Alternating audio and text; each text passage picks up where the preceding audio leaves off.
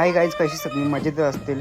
तर आता मी तुम्ही विचार करा काय चालले आवरा तयारी बियारी करून. तर चाललं मी भावालेला आमच्या दीदीच्या ओट बनण्याचा कार्यक्रम. सगळी आमची फॅमिली चालले ना. पोचलो लगेच तिथं ना बाई, मस्त डेकोरेशन एक नंबरच केलं. तर पाहुणे सगळे आतमध्ये बसलेले, आम्ही बाहेर बसलो. यो मांचू बाई बघा गली खावा जोडली. ये रुद्राबाईने यांनी मस्तपैकी मला नाश्ता तुम्ही ते जे करसन ते नाश्ता बा मोठा साहेब असून ते तू.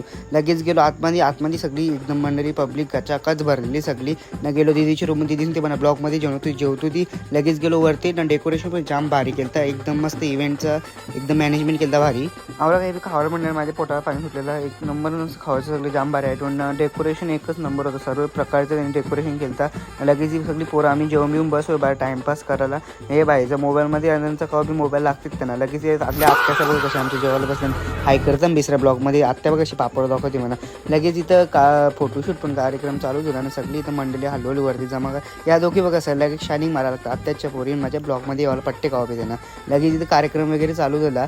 आमच्या आईने लगेच ओटी वगैरे भरली. लगेच इथं यांचा फोटोशूट पण चालू झाला. लगेच कार्यक्रम संपत आला आणि लगेच युमानच्या बाई बघा असं मोठा चॉकलेटचा डब्बा घेऊन बाहेर निघले. म्हणून ते बघ कसा चॉकलेटचा डब्बा न कुरकुऱ्याच्या बाहेर घेऊन निघले. तो बाईसून ते मला ब्लॉगमध्ये जरा ब्लॉगचा इथंच एंड करतो. आणि आमच्या दीदीचं लुक कसा वाटतं ते पण कमेंट करून सांगा. Bye bye.